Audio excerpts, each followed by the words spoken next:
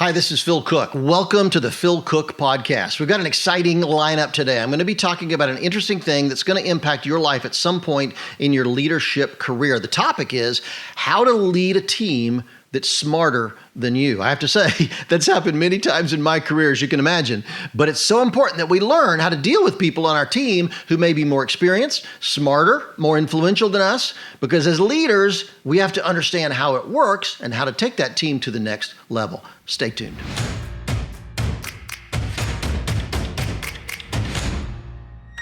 Again, this is Phil Cooke, and I'm so grateful that you've tuned into this podcast. I think learning these techniques about creative leadership is so important. Very often, as I've said many other times, that creative people impact so many aspects of what we do. You may be a CEO, you may be a pastor, you may be an executive director of a nonprofit, whatever it is you do, you have to engage with creative people. If you're going to get your voice out there, if you're going to get your message out there, you have to engage with website designers, logo designers, writers, video people. There's so many creative things about organizations these days that we need to really put into action if we're going to make an impact in the culture. So learning these things are critical. And today I want to talk about leading when your team is smarter than you. You know, over my career, I've done a lot of major projects where the stakes were very high. I once worked with the largest advertising agency in the world. It was based in Tokyo at the time. And we were doing a huge project. We were filming it up in Canada.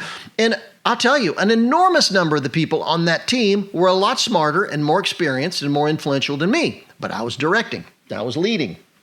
Other teams, other projects I've been through with music videos here in Hollywood, dealing with major record labels, major studios, different television projects, global satellite events, things early in my career when I was directing sports for ESPN and some other clients. I just remember that I was surrounded by producers, by even directors of photography, by technical directors, by other people on the team that were smarter than me, that were much more acclaimed than me, made a lot more money than me. But at that point, for that project, I was the leader. And I had to learn over those projects how to inspire those people because I was so worried that they would just blow me off. They would just say, this is the new kid on the block. Look, we'll just take over. And if you've ever directed a television commercial, a high-end commercial, or a feature film, or a television program, you know the influence that a director of photography can have. If you're directing a project, but your director of photography is maybe older, more influential, more experienced, won a ton of awards, it's easy for that person, if they want to kind of push you around and kind of take over things. Other producers can be bullies in the same way. So the question is, they don't all come to the table that way. Very often we give them that freedom because we don't step up to the plate as leaders. So if you're entering into a project and you've got a team that some of the members may be smarter, more experienced, more well-known than you, let me tell you some techniques that I think will really, really make a big deal for you and get you through those difficult times. Number one, I would say lead softly. If you're surrounded by people that are experienced, smart, intelligent, have done a lot of projects, that is not the time to go in with a heavy hand. I've mentioned in other projects, that's not the time to, if you have to tell people you're the leader, you're not the leader. So stop it. Don't go in there telling everybody, reminding them that you're the boss, that you're in charge. You don't need to do that. That's the worst thing you could possibly do. Just be the leader. Just be the leader. Walk softly. You know, there's that old saying about walk softly and carry a big stick. I don't even think in these situations you need to carry a big stick. You're in the role. You're in the role of leader. You're in there. Don't shy away from it, and yet don't inflict it on anybody. So just remember, if you constantly remind the team that you're the leader, you're not the leader. So walk softly. The second thing is acknowledge their strengths. Don't be afraid to individually talk to members of the team and acknowledge the fact that they've won a ton of awards and that you're grateful to work with them. You're honored to be on the same team as them. Acknowledge their strengths and how much you appreciate their skill in lighting or their skill in makeup or their skill in writing. Whatever that person is, acknowledge those skills. Acknowledge those strengths. And I'll tell you, it'll really turn the tables and make them feel that guy appreciates me, that woman appreciates me. That really makes a big difference, a bigger difference than you could possibly think. And you may think, well, I'm an inexperienced leader and he doesn't really care that I like his projects or that I think a lot of his scripts or whatever, but it happens. We're all human beings and we love acknowledgement. We love support. So I think aside from leading softly and just being the leader, number two, acknowledging their strengths is a really, really critical thing. I'll just say this, nothing wins a team over like them understanding their value and expertise in your eyes.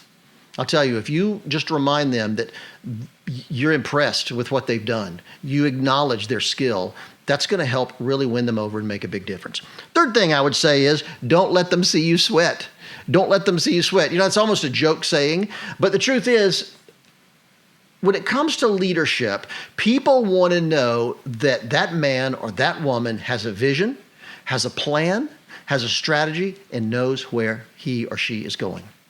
It's particularly true when you see a film set, for instance, or a television production, because you're all there in the same room, you're in the studio.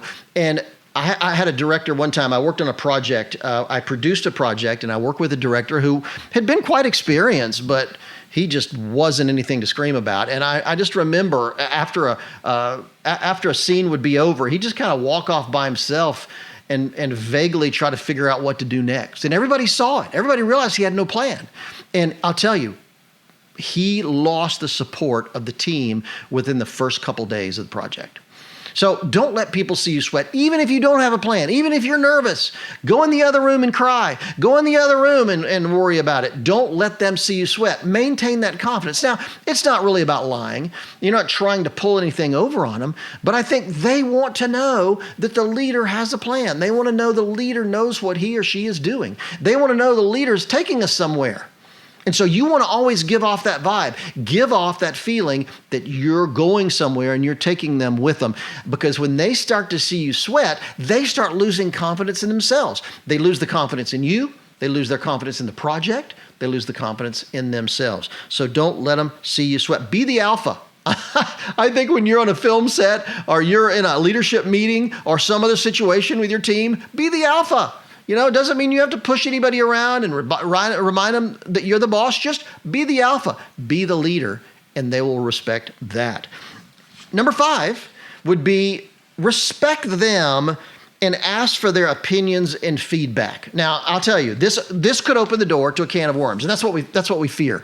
And I've been in this situation. I've always been afraid that, okay, if I start asking these guys for their feedback and their criticism, they're going to really take advantage of that and just run me over like a steamroller. But the truth is, when I've done that, pretty much the opposite happened. They really perked up and said, oh, well, he respects my opinion. He wants to hear what I have to say. Now, you're the leader. You don't have to go with their opinion. You don't have to accept everything they say, as long as you're nice, if you're gracious about it. But I tell you, when you open that door and you just start talking about those kind of when you just open the door and suddenly they're on board. And here's a big part of leadership. You want your team to be invested in the project. I learned this lesson years ago. A friend of mine, Barry Dennison, who works in Israel now, who's a Christian leader, ministry leader there at the Christian embassy in Israel.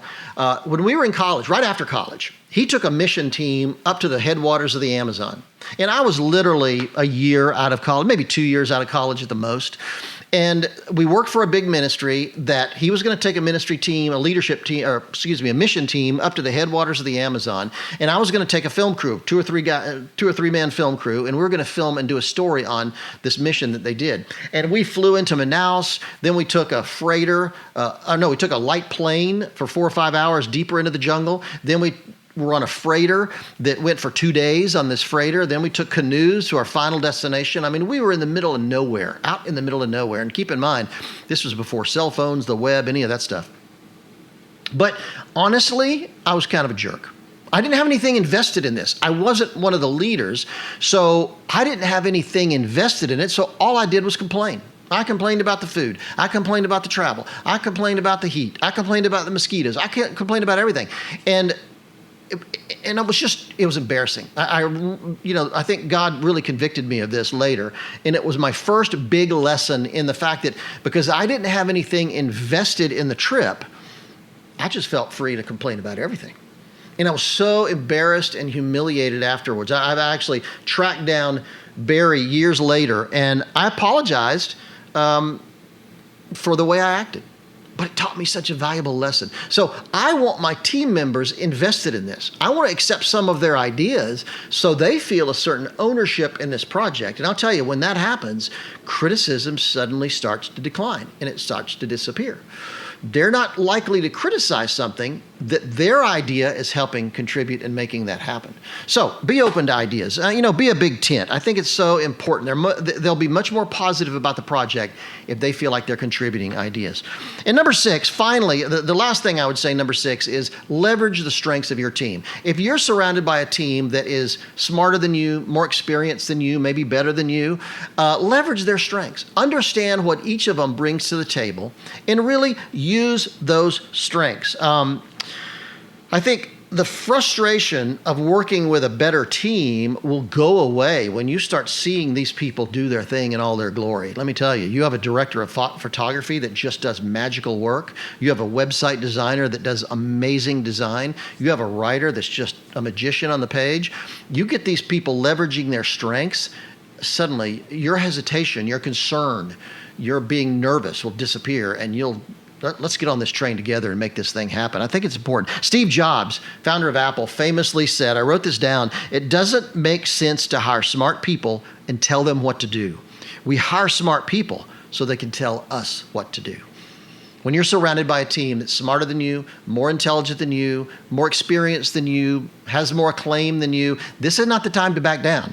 But it's not the time to assert yourself or go over the top and demand that they follow you. This is a time to acknowledge their strengths, blend into the group, appreciate them, ask for their advice, make them part of the team. When you can do that, I'll tell you what, your own leadership, they will respect you. I've seen it over and over and over again when I was surrounded by people that were, far more impressive than me on so many levels. And yet when I brought them in, when I appreciated the skill they bring to the table, when I acknowledged their expertise, they were so thrilled to contribute. And let me tell you, a rising tide raises all boats, because I put them in a position of doing amazing work. It all reflected on me as the leader. So if you can do that with your team, it'll make a dramatic, dramatic difference. Hey, thanks for tuning in. Thanks for watching. Thanks for listening. I really appreciate it when you do this. These principles are so important. I'm sometimes kind of ragged and off the cuff. I'm not as polished as a lot of podcasts are. I just like speaking from my heart. And I make some mistakes and I make it very casual, but I want you to have the honest, truthful frontline experience that I've had over the years working with creative people, because I think it's so critically important. So thanks for ignoring my lack of polish, and thanks for focusing on what we can bring to the table together. And again, my blog, philcooke.com, philcooke.com. Go there, subscribe to my weekly newsletter. I'll send you the top 5 posts I've written that week. You don't even have to check my blog out. I'll just send them to you in email form, which is fantastic. And also check out my social media at Phil Cooke, PhilCooke on Instagram and Twitter. I'm Phil Cooke Page on Facebook. You can do a search and I'll come up to the top pretty quick. I just like talking about these things. And if you have other issues you'd like to talk about, let me know. There's plenty of ways you can contact me through my website, through social media. I would love to hear your opinion about these topics, your pushback, your criticism, your thoughts. And if there's other topics you'd like me to cover, I'd be thrilled to do it. Check the show notes, because I'll have a lot of this information in there for you.